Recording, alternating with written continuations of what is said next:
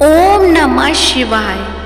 जय श्री हरि, जय श्री कृष्णा।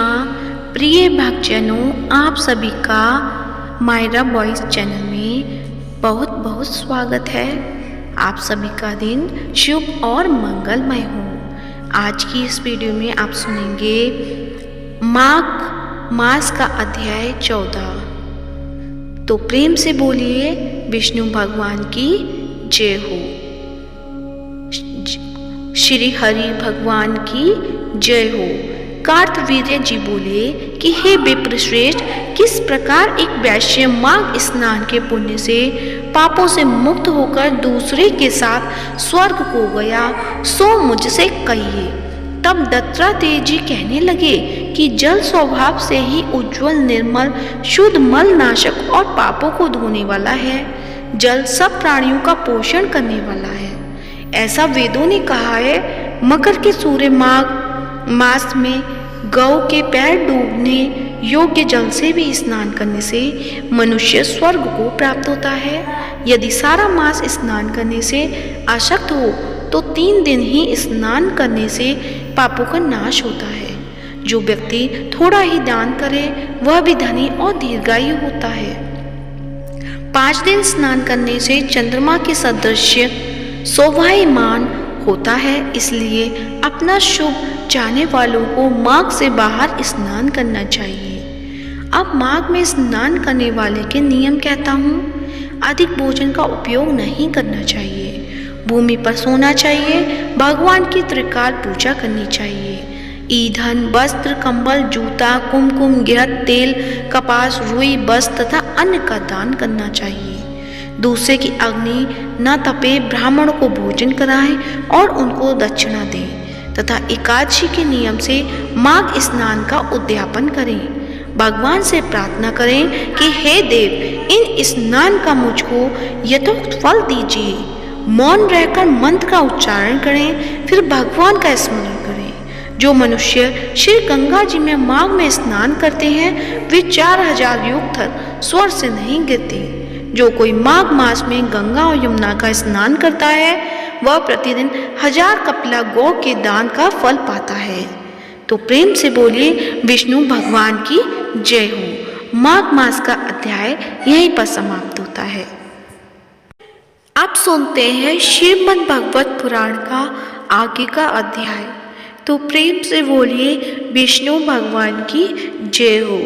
श्री सुखदेव जी कहते हैं, परीक्षित, धर्मराज, युधिष्ठिर, जरासंध का वध और सब शक्तिमान भगवान श्री कृष्ण की अद्भुत महिमा सुनकर बहुत प्रसन्न हुए और उनसे बोले।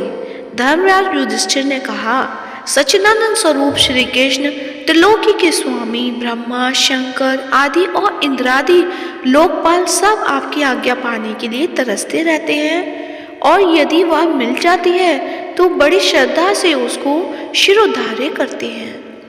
अनंत हम लोग हैं तो अत्यंत दीन परंतु मानते हैं अपने को भूपति और नरपति।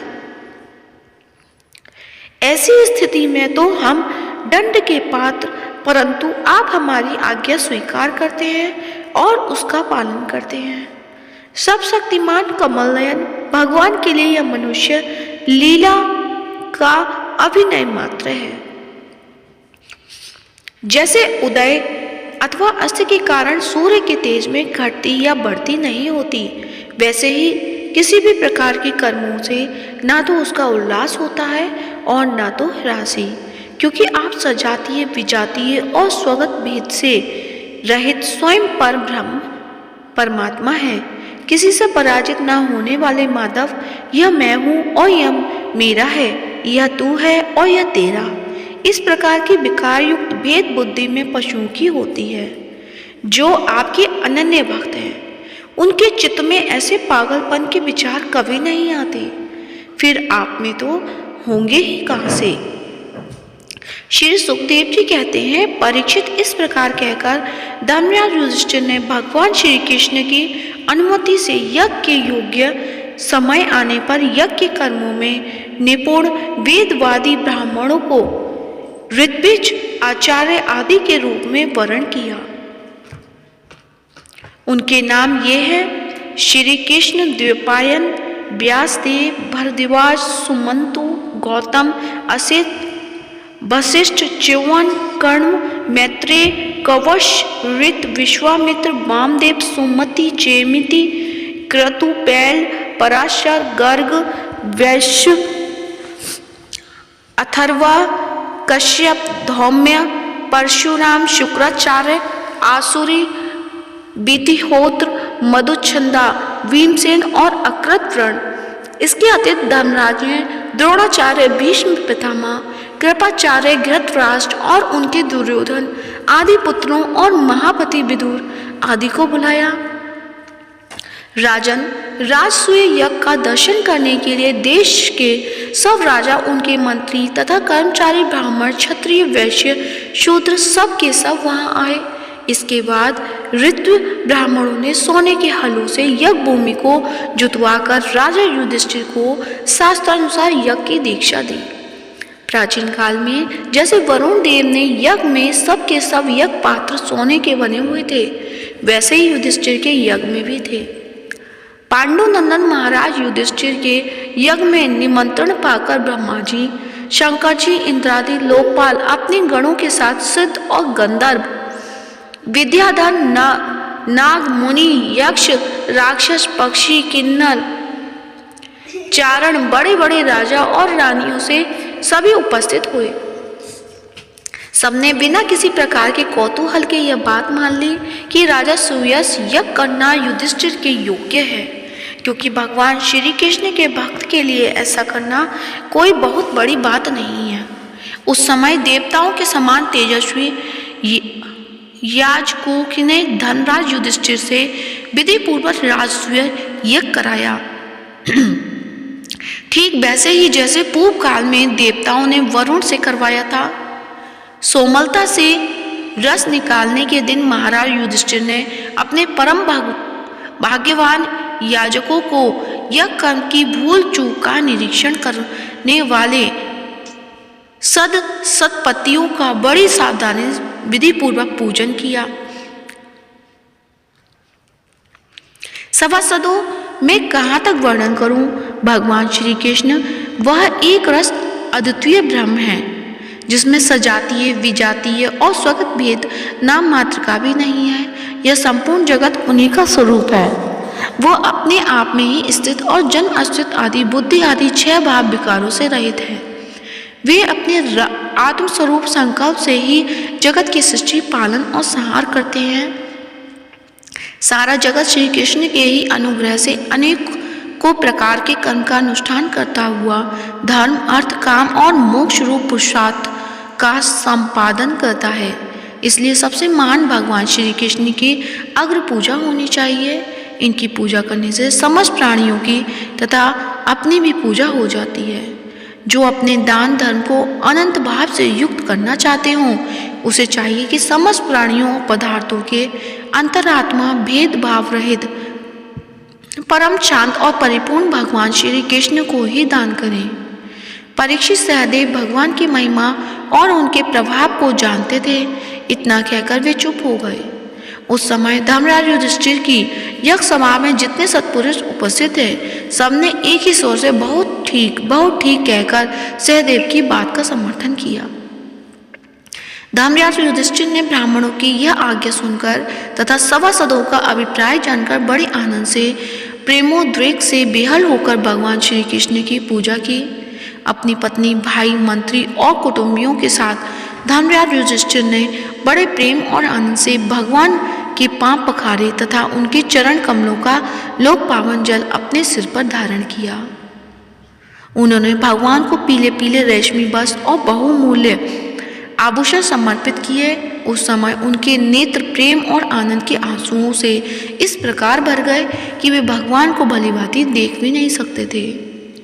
परीक्षित अपने आसन पर बैठा हुआ शिशुपाल यह सब देख सुन रहा था। भगवान श्री कृष्ण के गुण सुनकर उसे क्रोध हो आया और वह उठकर खड़ा हो गया। वह भारी सभा में हाथ उठाकर बड़ी असहिष्णुता किंतु निर्भयता के साथ भगवान को सुना सुनाकर अत्यंत कठोर बातें करने लगा। यहाँ बड़े बड़े तपस्वी विद्वान व्रतधारी ज्ञान के द्वार अपने समस्त पाप तापों को शांत करने वाले परम ज्ञानी परमर्षि ब्रह्मनिष्ठ आदि उपस्थित, जिनकी पूजा बड़े बड़े लोकपाल भी करते थे। ना इसका कोई वर्ण है और ना तो आश्रम, कुल भी इसका ऊंचा नहीं है, सारे धर्मों से यह बाहर है। वेद और लोक मर्यादाओं का उल्लंघन करके मनमाया आचरण करता है, इसमें कोई गुण नहीं है। ऐसी स्थिति में यह अग्र पूजा का पात्र कैसे हो सकता है?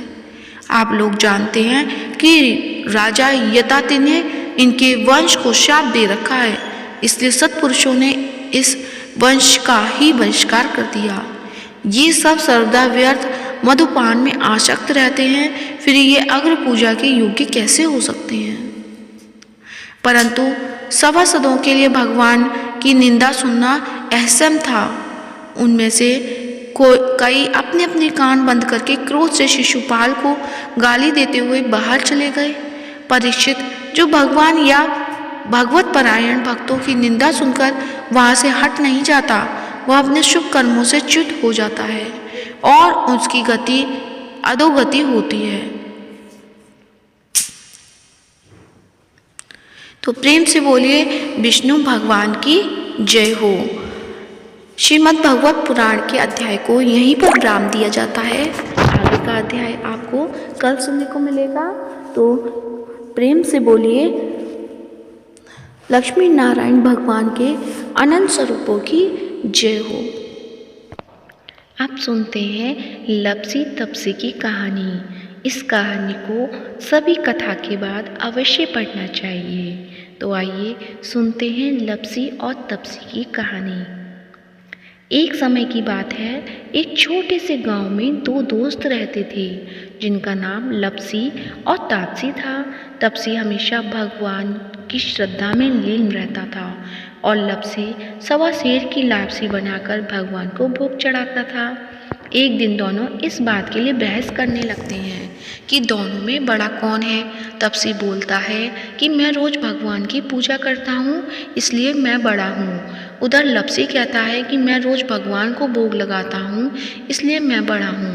उसी वक्त नारद जी वहाँ से गुजर रहे थे। उन्होंने देखा कि लपसी और तपसी दोनों किसी चीज़ को लेकर बहस कर रहे हैं। उन्होंने उन दोनों से पूछा कि तुम क्यों लड़ रहे हो। उन दोनों ने अपने बड़े होने के कारण बताया। फिर नारद जी बोले कि इस बात का फैसला मैं कर सकता हूँ कि कौन बड़ा है। अगले दिन वह दोनों नहा धोकर अपने अपने काम में लग गए। फिर नारद जी चुपके से आए और तपसी के सामने 1.25 करोड़ की अंगूठी रख दी, ताकि वह जान सके कि तपसी के मन में कितना लालच है। जब तपसी की नज़र उस अंगूठी पर पड़ी, तब उसने चुपचाप उससे अपने पैर के नीचे छिपा लिया। फिर नारद जी ने लपसी के सामने अंगूठी रखी। अंगूठी पाकर उसने सोचा कि यह अंगूठी तो बहुत महंगी लग रही है, यह जिस किसी की होगी वह बहुत परेशान होगा। फिर वह बाहर जाकर उसके असली मालिक को खोजने लगा, लेकिन वह नहीं मिला। तो लपसी ने उस अंगूठी को अपने गांव के मुखिया को दे दिया, क्योंकि वह नहीं चाहता था कि किसी दूसरे की अंगूठी को वह अपने पास रखे। उसने मुखिया से कहा कि यह जिस किसी की भी अंगूठी है उसको वापस कर देना। फिर लपसी उस जगह पर जाता है जहाँ पर तपसी अपनी तपस्या कर रहा होता है। फिर वहाँ नारद जी प्रकट होते हैं। जब नारद जी उन दोनों के पास आते हैं, फिर वो दोनों उससे पूछने लगते हैं कि हम दोनों में कौन बड़ा। नारद जी ने कहा कि तुम दोनों में लपसी बड़ा है। तपसी ने इस चीज़ का कारण पूछा। तब उन्होंने तपसी से खड़े होने को कहा।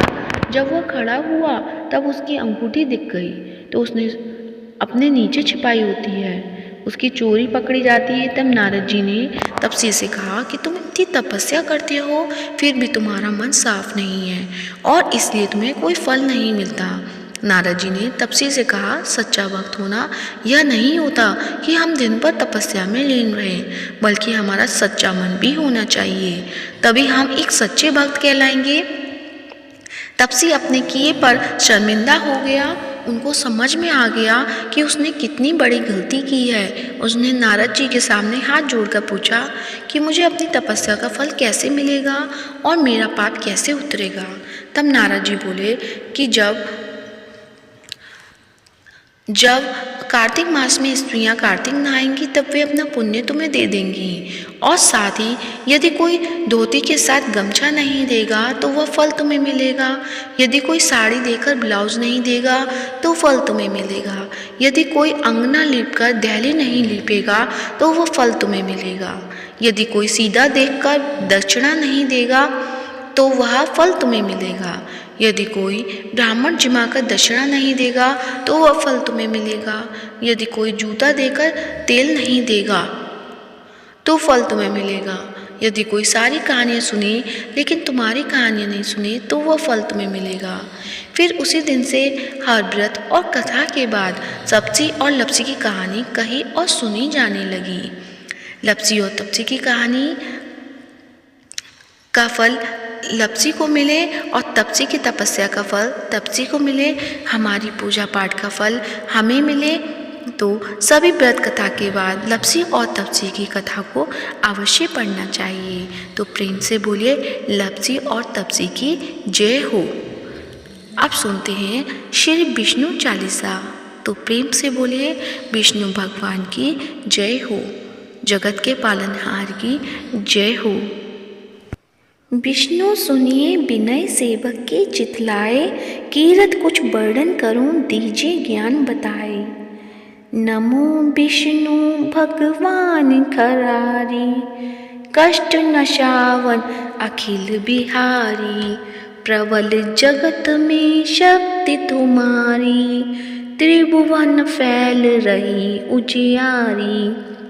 सुंदर रूप मनोहर सूरत, सरल स्वभाव मोहिनी मूरत।